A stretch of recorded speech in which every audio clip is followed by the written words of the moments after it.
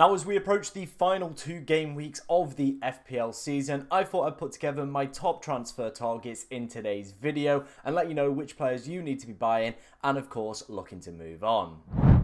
Now, before we dive into today's video, of course, if you do enjoy any of the content that you see on the channel, please be sure to like, comment, and subscribe, as it is massively appreciated by me, and we're trying to hit 13.5k subs before the end of the season, and it would be absolutely amazing if, of course, we could hit that goal. Now, as always, with these videos, I do like to take a look at the next game week, and obviously with us only having 2 game weeks left, I think a definite kind of short-sighted kind of range is definitely kind of the preferred strategy to play. There's no point doing longer term because we've got 2 weeks. We've got certain teams that are playing for stuff, certain teams that are going to be on the beach, and I definitely think it's time to focus on those teams that have definitely got stuff to play for the remaining 2 games of the FPL and Premier League season, shall we say. So obviously we've got the 2 Europa League finalists in action on Friday night. So again, this deadline a little bit different to last week. Obviously, it was a later kickoff this week.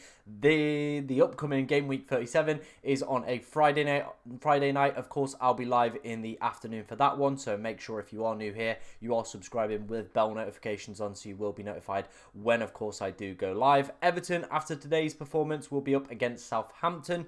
Obviously, Southampton recently have looked a lot better in terms of not only their overall performances, but XG conceded. Obviously, the City game kind of exemplifying that as well. A lot more rigid, a lot more of a difficult defence to obviously go and break down. Big game for Forest in terms of their, obviously, Champions League qualification if they want to secure that. Leicester face off against Ipswich, obviously a championship fixture next year, but there could be some fun differentials that we could have a little bit of kind of enjoyment out of for the final 2 weeks with that one. Big game for Brentford as well. You feel, obviously, if, of course, City win the FA Cup, that could potentially sway a big decision for Brentford. They've got to go full gun-ho and try and pick up as many points to get that 8th place, and obviously could get themselves Europa Conference League next season. Arsenal against Newcastle, again, 2 teams fighting out for Champions League football. Liverpool probably on the beach. Brighton still have an outside chance of Europa Conference League as well, so maybe that could be a shock results that we potentially see there. And then, of course, it is the 2 teams that do feature in the FA Cup on Saturday, with City taking on Bournemouth and Palace versus Wolves. 2 very, very interesting games I really don't know how to call, especially after Manchester City's performance today. In terms of the data then for the next 2 weeks, looking at the 11FI models, on the left we have the projected goals, on the right we have the clean sheet data. Let's start off first with those projected goal numbers. City, despite obviously a difficult performance today, still fancy to do quite well over the next 2 weeks, so definitely worth holding on to the City assets for me personally right now. Liverpool's numbers are very high, and from a data standpoint, kind of the course of how they played this season, you would expect that to be the case going into this week. But we'll have to see how they get on tomorrow against Arsenal, whether or not those players are going to be on the beach or whether or not they are going to be ready to absolutely destroy the kind of end of the season. Obviously, I know Salah's still got a lot of personal goals that he's still trying to hit and achieve, so that potentially could be one to maybe just hold on to Mohamed Salah and not switch him out with strong projected goals still fancied. Arsenal's numbers as well in matchday 37 and 38 are looking pretty decent, so somebody like a Bukayo Saka definitely on the radar for me personally as well. A difficult fixture for Newcastle with, of course, Arsenal in 37, so maybe it is time to give up on Isak. Look at other alternative options for a striker for the final 2 game weeks of the season. Maybe somebody like a Nicholas Jackson for Chelsea could be that option. Obviously, I know a lot of people looking at Cole Palmer as well in 37 as a captain, with them facing off against Manchester United, who will, of course, be rotating quite heavily with the Europa League final on Wednesday. So you do imagine it's going to be a weak Manchester United side with only a 13% chance of a clean sheet, as you can see there, and 1.15 projected goals. I think the betting market as well really fancies Chelsea to do exceptionally well in that game. So maybe Cole Palmer could be a player that a lot of us do look to, of course, go and get back within the side. Amongst the goals last week as well, he could be a decent option. Decent numbers as well for Brentford. I think that's kind of to be expected. They've been one of the most attacking sides this season. A real joy to watch. They've definitely still got something to play for. So again, worth some consideration. Villa have got Spurs on the Friday night. Watkins, Rodgers, they could be decent pickups this week as well, with their obviously bid for top 4 football still continuing as well. Bournemouth fixtures 37, not great, but 38, maybe somebody like an Evan Nielsen or Semenyo definitely could be on the radar as well for them. And maybe if you've still got your Crystal Palace assets, your Sars, your Ezes, your Matetas, worth holding on to for one more week with 1.88 projected goals for that one. Moving on to the clean sheet side, Arsenal obviously fancied in both games to do exceptionally well. That's probably because of the numbers that they've secured throughout the course of the season, being one of the best sides for XG conceded. So I definitely still hold on to my Arsenal assets. City with a clean sheet today and also fancied quite heavily with a 33 and a 30% chance as well. Gvardiol and Diaz, if you've got them, definitely worth keeping. If you're looking for a one-week punt, obviously Palace, Everton with decent numbers heading into this game week as well could be really interesting options to go for. A 48 and a 37% chance for them as well. So definitely worth some sort of consideration there for overall defences. Then outside of that, we've kind of got nobody really standing out as other picks. Everybody else is a little bit kind of hit and miss, to be honest. One player that I was mentioning in the deadline stream today, and one that I've not covered in full detail in today's video, is going to be Coyote from Brentford. I really like the look of this guy. His underlying data is looking really good. Now that I know throw-ins actually count towards assists and stuff like that, I'm really tempted. He's got a massive long throw on him. And of course, if you've ever watched Brentford play during this tenure within the Premier League, you know that they are a team that's set up to, of course, go out there, look to, of course, get set pieces and stuff like that, and obviously look to use them to their full advantage. And the long throw is another one that they're going to absolutely rinse. Already picked up 1 assist as well from it this season, so only joined in January. His minutes are pretty decent. Clean sheets, they're looking all right, 29 and 25, but that assist potential, I'm definitely there for it. So could be a decent pickup in the 4.5 million ball range if, of course, you do fancy it. That was the underlying data from 11FI. As always, there is a link in the description if you want to go and check them out. And let's head on into some player picks for Game Week 37 and with Game Week 38 in mind as well. Now, starting off with our first player pick heading into Game Week 37, it is going to be the fantastic Kevin Schade, who's really hit decent form at the moment, going through the purple patch, probably the best period of his entire career. As you can see, 5 appearances, 4 goals, plenty of shots, plenty of those coming in the box as well, and decent underlying data to go with it. I think after Fulham's capitulation in the second half against Everton today, I am really interested in maybe looking at this guy as a potential pickup for this week. Fulham and Wolves. Obviously, Wolves lost their last 2 games. Didn't look great today against Brighton. Brentford still with an outside possibility of European football as well. Everything here is adding up as a decent pickup, especially if you didn't go for Visser. I feel this is probably the guy that I would take a little bit of a look at, a little bit of a gamble at. He's really coming into his own. I think he's obviously stepped up to the plate and probably will be one of those players that Brentford will be looking at next season to obviously step up to the mark when, of course, Visser and probably Brian Mbeumo do leave the club. But I really, really like Kevin Schade as an option at the moment, getting decent opportunities in that purple patch, and Brentford obviously flying at the moment with their recent results, and of course them now chasing the Europa Conference League places as well. So really like Kevin Schade as a pickup for this week if you are in the market for a midfielder. Moving on to our next option, and it is going to be Jarrod Bowen, a player that I've got in my own team. Again, as you can see, the form over the past 5 game weeks is absolutely stupendous. Obviously yet to play in game week 36, so do of course make sure with this player that he does make it through the week and doesn't pick up any injuries. But usually if West Ham score, it has Jarrod Bowen's goal involvement written all over it. That is what Jarrod Bowen does. He is the talisman for this side. That is something that I absolutely love to target because it is just the easiest way to get points from certain clubs and certain players. If you target the talisman, you are never going to fail, in my personal opinion. And that is what Jarrod Bowen does. He is the talisman of this side. If they score, he has some sort of goal involvement. His recent past 3 game week point scores have been 9, 10, 9.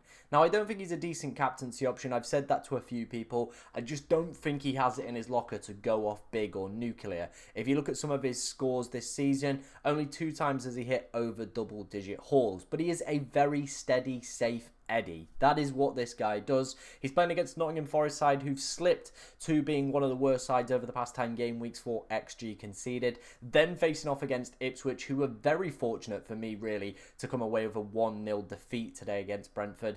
They are really, really poor. They've got one of the worst home records, within the Premier League as well this season. I believe they've only picked up 7 points at home this year, which is absolutely just diabolical for a newly promoted side or any side across any league. It's just terrible. Usually your home kind of form is good, it's strong, it rewards, getting that home fixture. Ipswich is kind of the other way around. They've picked up more points this season away from home than they have. So it could be a really potential differential captain as well heading into game week 38. But like I said, he just doesn't have that big hitter mentality in him. He's had it in him in previous seasons, but this year yet to hit those double digits, but could be a really, really nice pickup. Only around 12% owned at the current time of recording as well. So it could be a mega differential heading into game week 37 and game week 38, and could be a super differential for captaincy for that final game week as well, if you did want to go down that route. Let's move on then to our next two players who are currently both playing. It is Morgan Rogers and it is, of course, Ollie Watkins. Now, I can't comment on how they've done in game week 36. Like I said, I am filming this at the time of both of these players playing, but they are both two exceptional assets that I think could have big, huge potential. We saw on the 11-5 data that Aston Villa's projected goal numbers are looking very juicy for the next two. They're going to be playing Spurs heading into that fixture where, of course, Spurs will probably rotate with the Europa League final, in mind. Then they face off against Manchester United, who potentially could have been, on the piss on the Wednesday and then have to play on the Sunday, or they could be really down and out if they've, of course, lost that, because that means their summer plans, their summer projections all completely change if they don't get Champions League football. So I think the Villa fixtures are in a really, really nice position here. Of course, they're still chasing down top 4 football as well for next season for themselves. They'll need to pick up as many points as possible. And I really like both of these guys as options as well. Of course, Watkins has lost his main competitor now that Rashford is out of the side. The problem with him is he is a little pricey. But of course, if you're not fancying Alexander Isak against Arsenal next week, if you're thinking about potentially offloading him, getting rid of him, with of course it being a difficult fixture, low projected goals for Newcastle for that week, if you're fancying that move to Watkins, that could be a very popular switch that I see quite a few FPL managers going for. I think that's a really, really good one. Morgan Rogers, we all know what he's been capable of this season, just been a very, very tidy asset for that 5.7 million price bracket. So if you are in the market for a cheaper midfielder, I definitely think Rogers could be the one. But I could see quite heavy movement for Watkins, especially if he's done well in this Bournemouth game. People switching away from Isak, moving to Watkins, because it's something that's definitely crossed my mind and an option I am definitely 100% considering heading into game week 37. Let's move on then. Let's take a look at the next player. Now, this is kind of just a little bit of fun. These are two picks that I think if you're miles back, you fancy going for a little bit of a differential, or you just, maybe want just a little bit of fun at the end of the season. It's been a long year. It's maybe not gone your way. You're looking for two fun picks that could, just have a little bit of spice to them to end the season nicely. I think Jamie Vardy and Liam Delap could be either of these picks. Of course, they face off against each other. Ipswich versus Leicester in game week 37. And then, of course, Delap's got West Ham at home. Not a bad fixture, to be honest. You could definitely see maybe Ipswich getting something out of that, ending their Premier League season campaign with a good bang. But Liam Delap's recent performances, they have been disappointing, haven't they? Since kind of the links have come out around Chelsea, Manchester United, the goals have definitely dried up. Maybe that's a mentality thing. Maybe it's just the fact that Ipswich are down and relegated and have probably lost a little bit of fighting spirit. And maybe that has affected Liam Delap, but could be a really interesting fun pickup for this game week. Same with Jamie Vardy. Now, the reason I prefer Jamie Vardy is it is a home fixture in 37. It's also the fact that he is leaving the club in the summer, so we'll want to try and score as many goals as possible. And he's currently 1 goal away from that 200 goal mark in Premier League goals, which is absolutely outstanding considering the kind of trajectory of his career as well. Coming to the Premier League very, very late to still manage to hit 200 goals is absolutely fantastic to see. I really hope he can do it.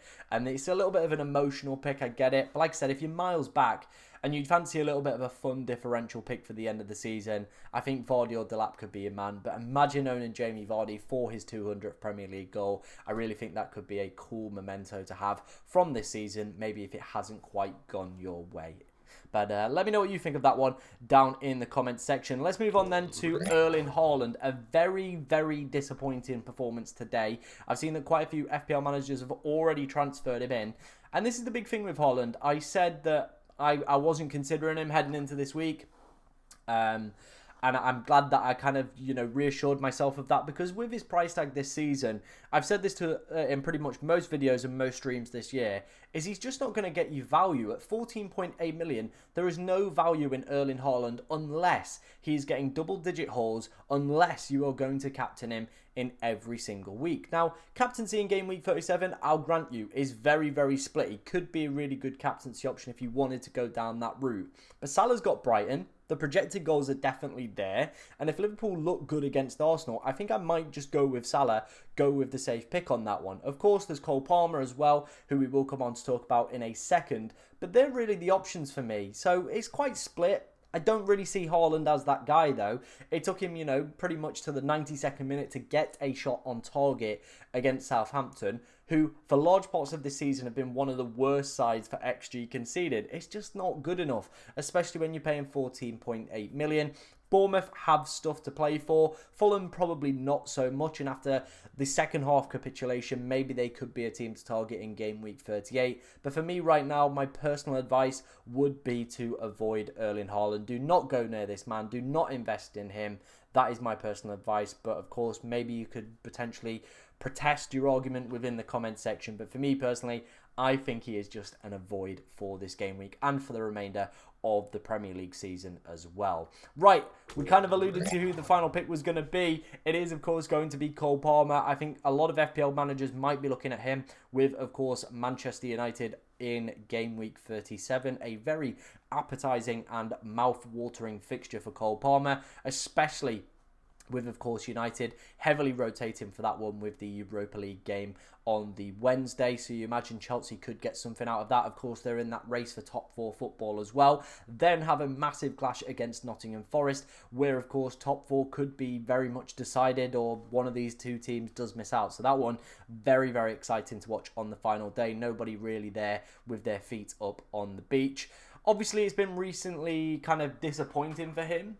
As you can see, only 2 goal involvements in his past 5 appearances. I think if he does have a really good game in game week 36, I might be tempted. I genuinely might be tempted to consider it. Like I said, captaincy is really, really split for this game week. Obviously, we know Cole Palmer is capable of hitting the double-digit heights, which usually means, definitely go near him for captaincy. But recent performances have been a worry. They've been a big worry, haven't they? But I definitely think with captaincy so split, Cole Palmer definitely could make his way back into people's teams, especially if Liverpool look really poor, despondent. Obviously, Salah's not quite at the races. I think people will be looking to offload him. They'll want to go for somebody that's still got something to play for this season, and that pick could be Cole Palmer. But let me know which way you're thinking about this. Let me know of all the picks I've gone through in today's video. Of course, if you did enjoy it, make sure you're liking, commenting, and subscribing, and I will see you in the next one.